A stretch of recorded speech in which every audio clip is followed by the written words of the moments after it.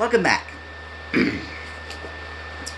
we're going to start learning magic now. We're going to learn some... So first we're going to start with curses. Then we're going to move on to hexes and then jinxes.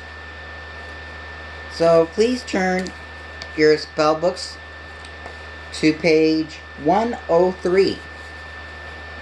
We're going to learn about the babbling curse. The pronunciation is unknown. Basically, you just say babbling. There is sometimes the babulous. You say with babulous. And what that means they say the curse to make them babble. Now what this does is to make the target babble whenever they try to speak for smoothly. So when you cast, look blah blah blah, you go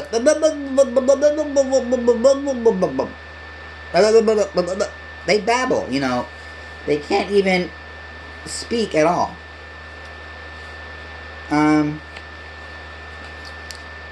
As only mentioned as this curse, whoever known as external to lie,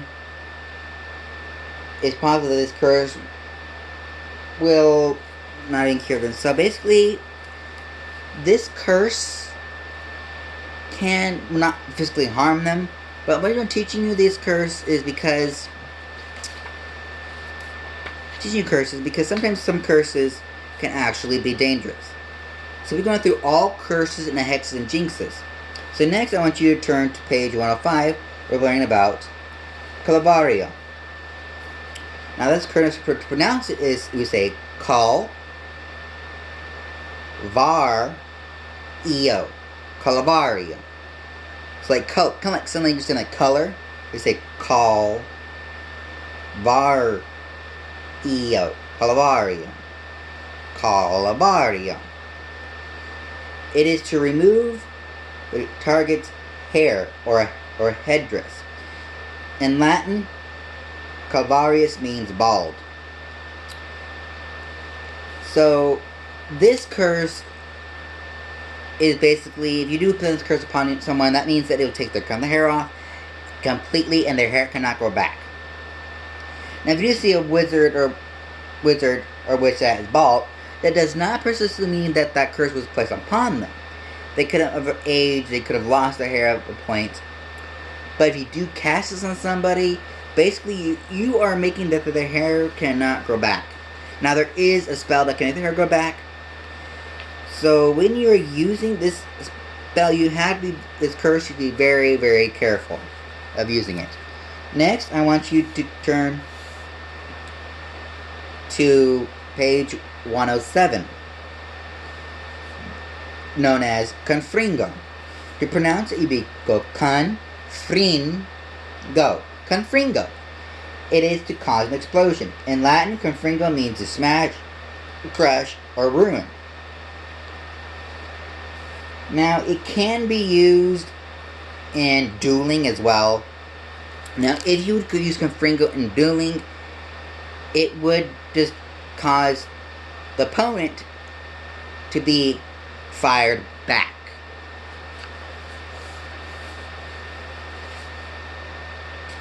Now, with curses, you have to be extremely careful of what you're doing. So next, I'm going to be teaching you, later you guys know that the 3 unforgivable curses. Later, I'll be preaching you, after I finish teaching you all the curse, I'll be teaching you the 3 unforgivable curses. Now before we were forbidden to teach unforgivable curses, but we will not teach you how to cast a spell. Because we'll just be teaching you the history of them and what they do. So next, I want you to turn your books to page 108. The conjunctivius curse. The pronunciation is unknown. You just get, basically, it's just the conjunctivius. It affects the eye slightly of a target. Sometimes dragons can actually cast this curse on you, depending on the type of dragon it is. Now you're saying, how can a dragon cast a curse on you? Well, dragons are magical creatures, and some of the curses that they curse, mainly because they don't want you to touch or do anything with them, like their aid, or they're protecting something, and they'll cast a curse on you, saying, hey, this is what you get for touching my aid, this is what you get for determining my next.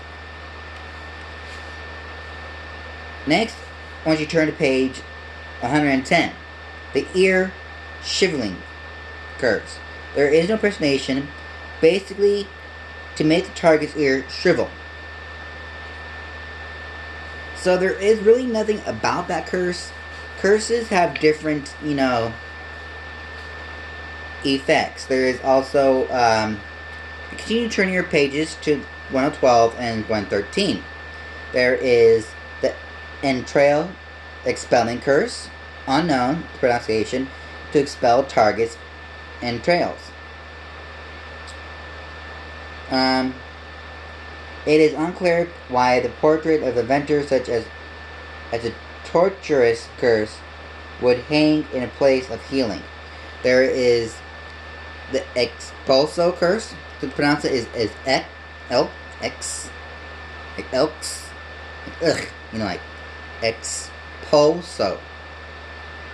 It is to cause an explosion. Expulso means to expel.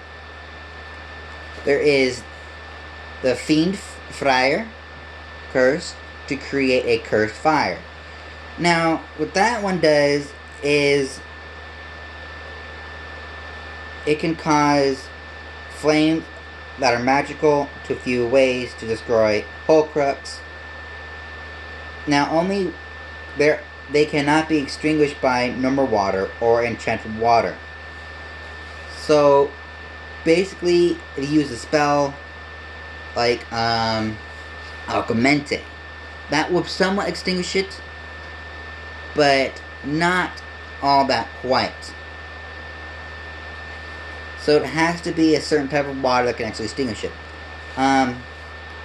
So Fiend Friar Fere is also known as creatures can different come. So let's continue to turning about curses. Flangente. Flangente kind of sounds like flagrante. We say flagrante. It is a curse to make an object burn anyone who touches it. In Latin, means burning. Now, there are some curses that are known as 2-in-1. So, it is furnunculus. Furnunculus can be a curse or a jinx, depending on how you use it. It is to make a person break out in boils or pimples. In English, furnuncle is another word for boil. So, if you keep turning, we learn about curses. Now, we'll be learning about curses today, and our next lesson will be about hexes. So next is the Jamino curse. Just pronounce it as Jamino.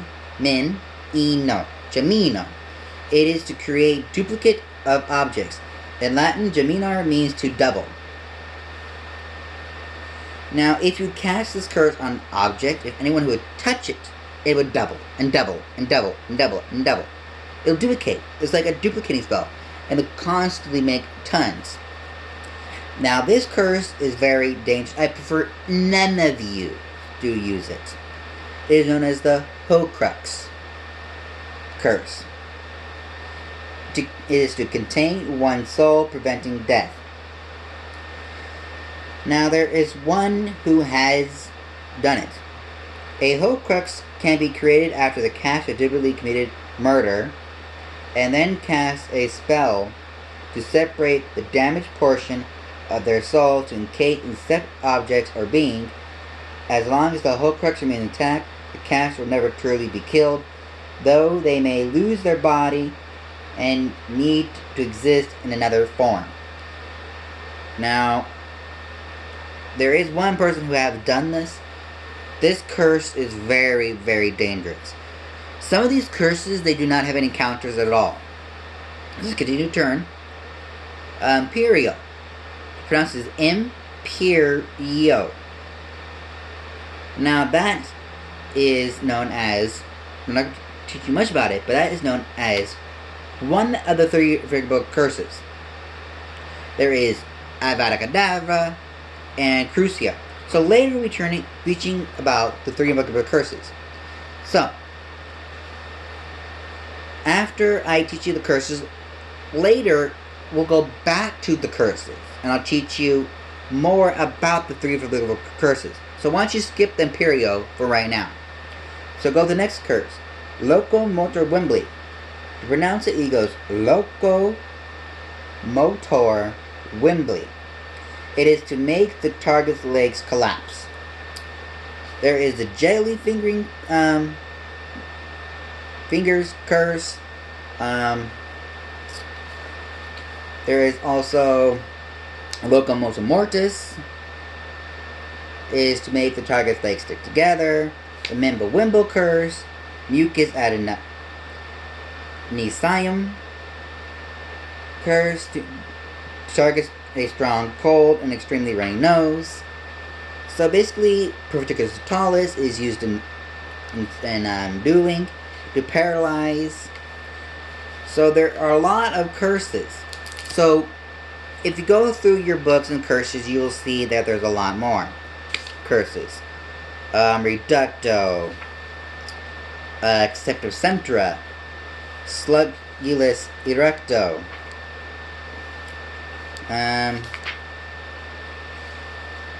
Transmorgina, Transmorgithenian, Torture. There are also other wizards and witches who have their curses. Or their jinx.